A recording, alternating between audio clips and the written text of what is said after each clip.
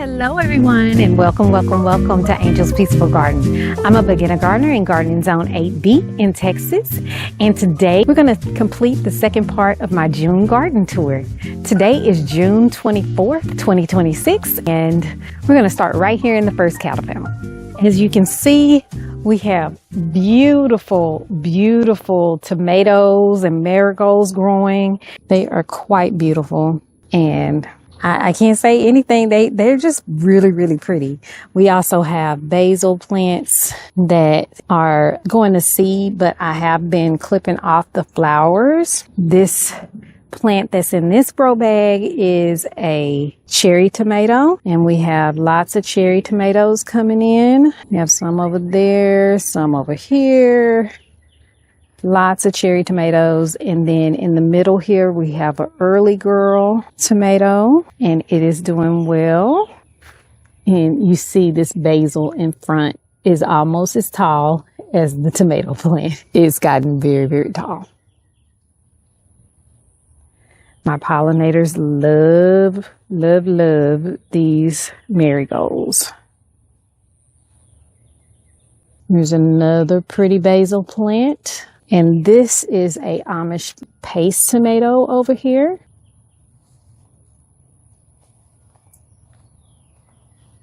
And behind us here on this cattle panel, we have sweet potato vines growing up and more marigolds. It came out of a pack that was called Cracker Jack, and I bought it at Dollar Tree. And so they are Cracker Jack marigolds. And if you're looking for something that gets big and can take some heat, as far as a marigold, this is a really good plant, but be careful and plant it by itself. I don't think I will companion plant those next year, but I will have them in my garden. They are absolutely beautiful. Look at this cluster of tomatoes right here. There are 1, 2, 3, 4 on that cluster. That is absolutely beautiful. And then everything mirrors over here on this side. We have more marigolds, Cracker Jack marigolds, and sweet potato vines going up.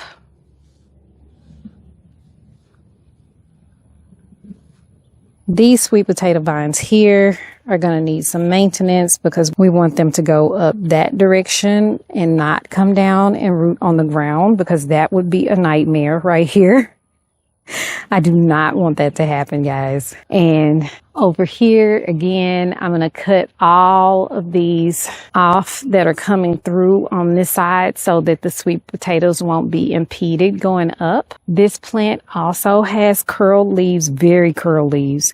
And I think it's just not getting enough water. It is causing this tomato plant, this the same Amish paste tomato that I'm not having any problems with on the opposite side, but on this side, it's having lots of blossom end rite issues. So I think it's because it has 2 of these marigolds in it, and I may end up having to pull this one right here that's on the side. It's just too much in there. So we're coming to the cucumbers. This is a straight 8 cucumber. I thought that it stopped producing, but it has definitely not stopped producing.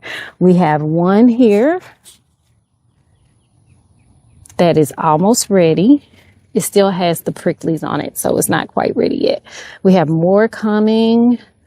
We have one there. We got another one there. Another one looked like it's coming there. So definitely it has not stopped producing. The bait alpha over here is still producing as well. We've got 2 look like they're coming on right here.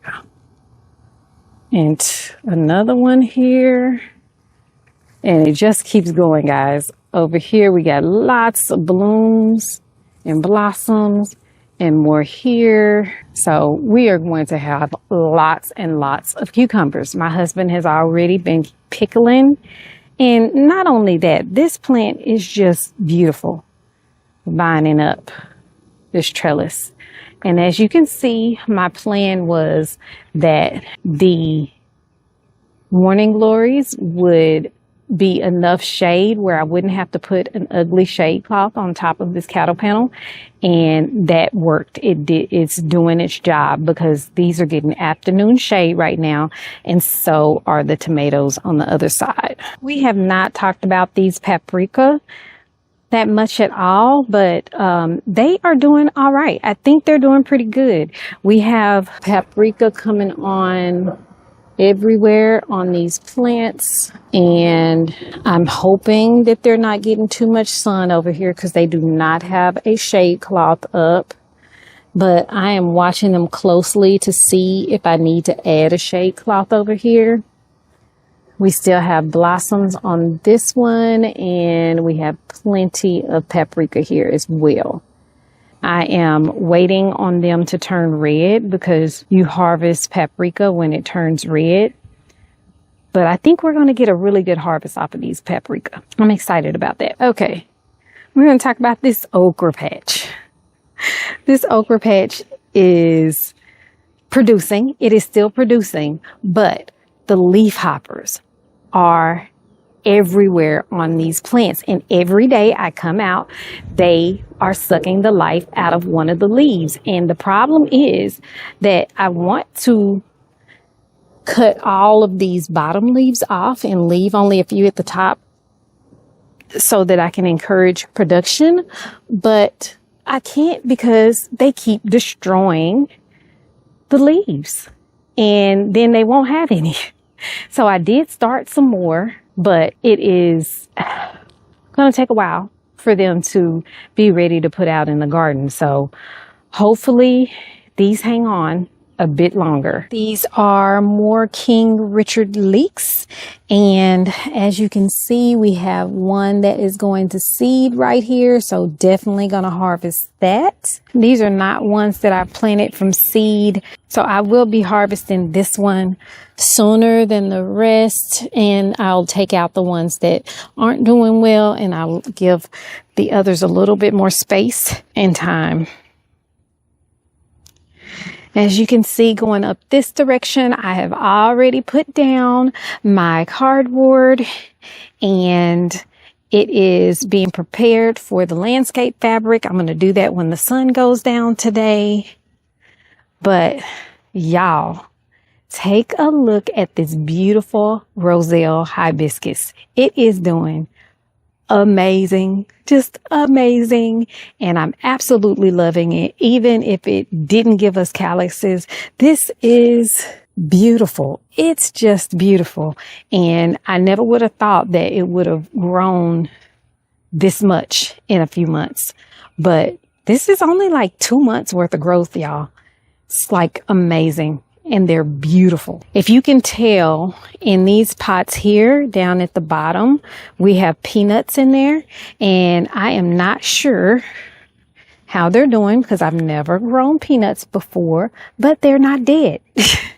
I also have peanuts in the bottom 2 okra plants right there, and the third one on the back corner.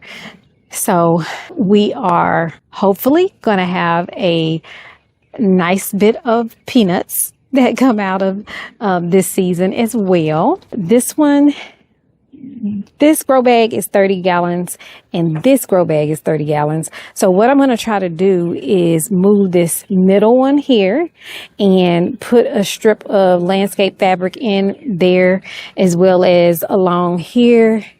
And I'm going to hope to get really good coverage, maybe pick up the sides of those 30-gallon grow bags, but there's definitely, I'm definitely not going to be able to move those.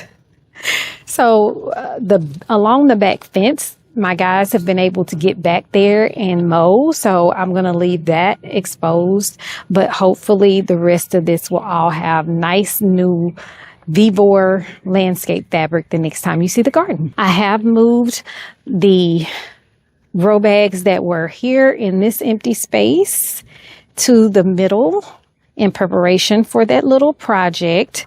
And so we have a roselle hibiscus here. We have a okra here. We have another roselle hibiscus here. I'm going to take that out and give it away because I need the pot back. Those are more King Richard leeks, and those I grew from seed, and it looks like this one is going to be ready to be harvested soon. I'm not sure about this one here because it is growing a little bit deeper, but it looks like it might be getting close as well. So I'm going to have quite a few leeks to harvest. We also have carrots and onions in this one, and I think these will be ready within the next 2 weeks. These carrots and onions will be ready so we can harvest this whole grow bag in just a few weeks. These carrots here, most of them feel like they have quite a bit of growth, but these in the back, these purple ones, they feel humongous. So I am excited about this harvest. Over here, we have a few garlic that popped up about 2 to 3 weeks before I harvest my other garlic. These decided to pop up. There are 4 of them. They are very close together. So I have no idea what's going to happen with this, but I'm going to let it go. I have plenty of room in there to plant something else if I'd like to, though. Over here in this back bed, we have sweet potato slips, and they seem to be doing okay. These sweet potato slips I grew myself, and I planted them a while after I planted the ones back there. Some of these that are drooping a little bit more than others were just planted yesterday out here, and the rest of these have been in for a while. So we'll see how they do. I'm going to go ahead and put the shade cloth back over these after I finish filming and give them a little bit of rest. But I do want to take the cattle panel and put it all the way across here to let these sweet potatoes vine on it as well. Here is my eggplant, guys. We have 4 eggplants growing right now. There's another one there. We got a baby one there and another good size one growing back there. I'm very proud of this plant, but we are having some discoloration on the leaves. I don't know if you can see that, but I'm not sure what that is. If you know what that is, please let me know. This is a summer squash that I picked up from a big box store. And as you can see, I have my netting for it. And it does have flowering occurring, but no female flowers yet, just male flowers. But we're going to get some squash soon off of this plant. This is another early girl tomato.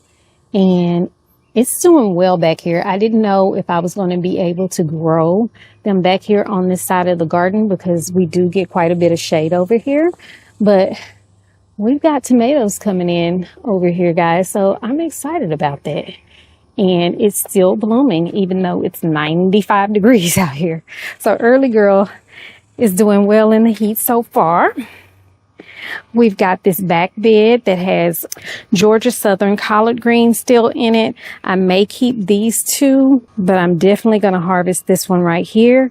And as you can see, we've got overgrown oregano everywhere over here. And it is putting out little flowers. So I need to get in here and harvest all of this. And it's underneath here as well, and it goes all the way back. It has just taken over this bed. We have more kale back there as well. I'm going to add Swiss chard in here, and there is also some lettuce that I'm going to move over here as well.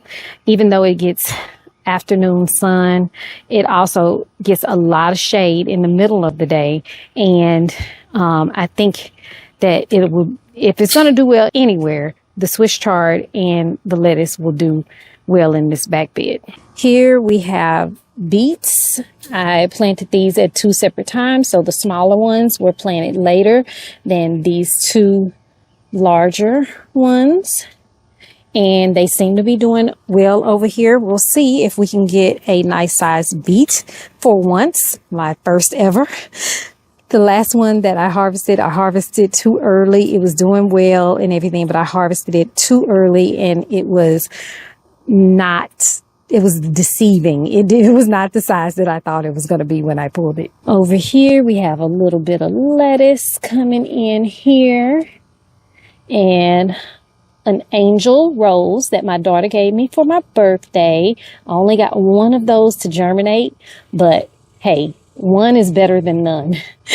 And I'm excited about that one.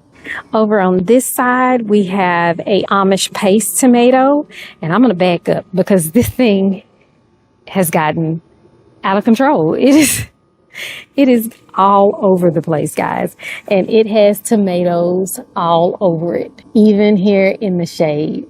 It is just probably the best producing Amish paste tomato that I have, and it's over here in the shade. So, and this one still has blooms on it at the top here. There is also a straight 8 cucumber that is growing here, and we've got a cucumber there growing on it. That's the second one that this plant has put out. It started out being one of the plants that was left after I put all the plants out, and I just decided to put it in this little 5-gallon container, and it stayed pretty small so far. But I am thinking about moving it over here onto this trellis because there's a lot going on over here, and it's out of space. It's all the way out here off the trellis. So I don't think that it's gone as far as it can go up because of this tomato plant. Over here we have another beautiful tomato plant. It's going all the way up the cattle panel. This is a cherry tomato. It has quite a few cherry tomatoes on it as well. Here, going all the way up, and more blossoms at the top.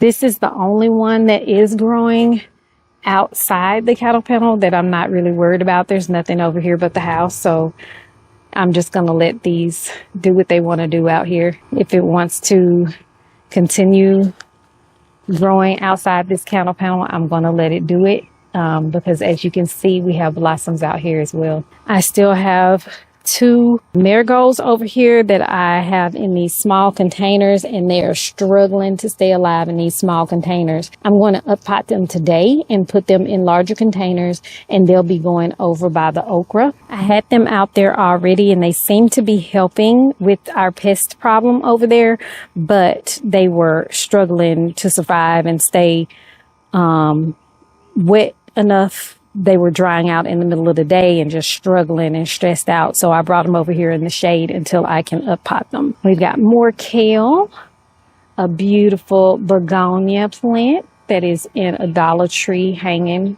planter.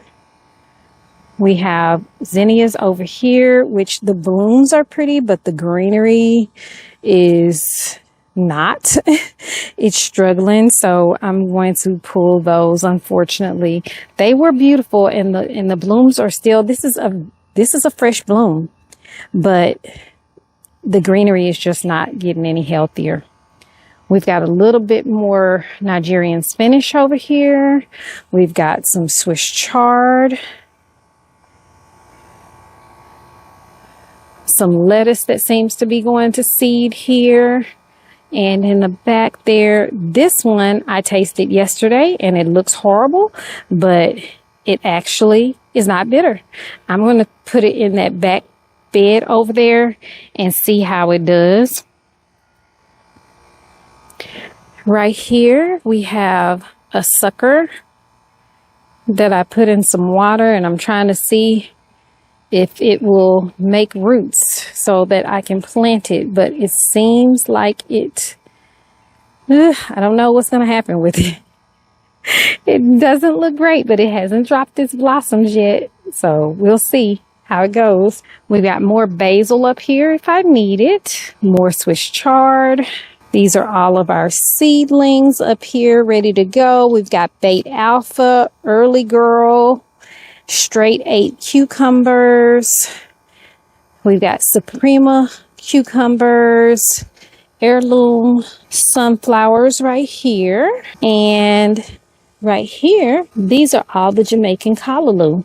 So as you can see, we do have too many, but I'm going to be able to thin that out and we will have what we need to plant in the garden. The crimson sweet watermelon, and as you can see, it is sprawled all the way along the bottom of the cattle panel. And we do have a fruit. We have this one that is hanging on for dear life. I'm going to try to see if I can get it a little bit tighter so it has a little bit more support, but it seems to be doing well. It's growing nicely. And on this side, I'm going to come and do some maintenance and get all of these tomato out of the way once we get these tomatoes that are growing outside the trellis to ripen. I did harvest the sugar baby watermelon off of this plant already. That was off of the original one that we put in here, but I added a seed and now we have this one coming on the second plant.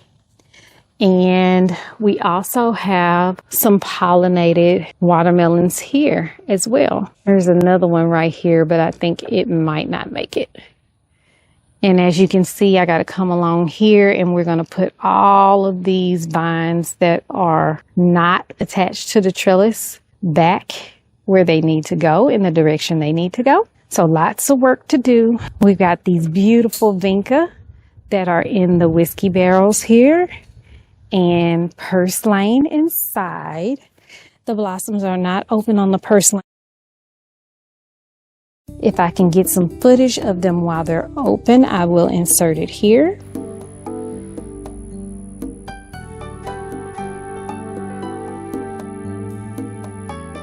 On this side, guys, we have the black-eyed Susan outside my back door that I get to see every morning, and they are absolutely beautiful. I am so glad I overseeded these planters and that I absolutely didn't know what I was doing. Because they came out so pretty. So happy about that. And then also, if you see down in here, we put a watermelon plant down in here and I have another watermelon growing there. We did say goodbye to my very first garden bed. I have started breaking it apart and we're going to use the pieces to make a shelf at the back of the garden. The sage and zinnias in this planter are doing okay. The sage is putting out a lot of leaves that have this brown on them, so I've just been taking them off. I think that might also be from the heat, but I think it's doing okay right here. I might, if it continues to do that, take the planter at the top and just go place it in the shade. That's the good thing about being a container gardener, is you can move things around. I cleaned up the bottoms on these zinnias here, and I am considering taking those and putting those somewhere else as well, or cutting them down. They are looking a little ragged on the bottoms, but they are still blooming so beautifully. This one has a multicolored bloom and it is gorgeous, just gorgeous. And then we have some smaller petals here, which is different from the other ones. Zinnias have so many different types of blooms. I really, really enjoy them. And then lastly, we just have these two, primarily flower beds now. I think I'm going to pull the kale out of these and make it just where there are peanuts in the middle here. Right down here, we have peanuts in the same spot on both beds. We have kale on the ends. I think I'm going to pull those. The onions are not doing well in here, so I think I'm going to pull those as well. And there is black-eyed Susan coming up behind that I put in here as well. So the black-eyed Susan are coming up and are already starting to bloom. So I think there will be a really nice display by the end of summer of zinnias and black-eyed Susan in this bed. And we'll continue to see beautiful big blooms forming on our zinnias, because as you deadhead, they get prettier and bigger. And these are already almost as big as my hand. So I'm really excited to see what's going to happen. Look at that pink one. And we have some in here that look like coneflowers as well. And today I went ahead and succession sowed some more Heirloom Beauty sunflowers at the back of this bed so that we will continue to get sunflowers out of this bed as well. I had to pull them because the blooms died and they were looking really sad. So I pulled the sunflowers out, but we still have these beautiful zinnias, and behind we have the morning glories that go up the trellis. And if I can get a shot of how pretty the blooms are every morning, we get beautiful morning glory blooms on each trellis, and the garden just looks magnificent. Thanks everyone for hanging out with me while I was completing the second part of my June garden tour. If you haven't seen the first part where we did the front side of the garden, you can go and check that one out as well. I appreciate each and every one of you and all the ways you support the channel. Please like, subscribe, and hit the notification button so you can be notified when I put out new videos. And as always, until I see you next time, may the good Lord take a liking to you.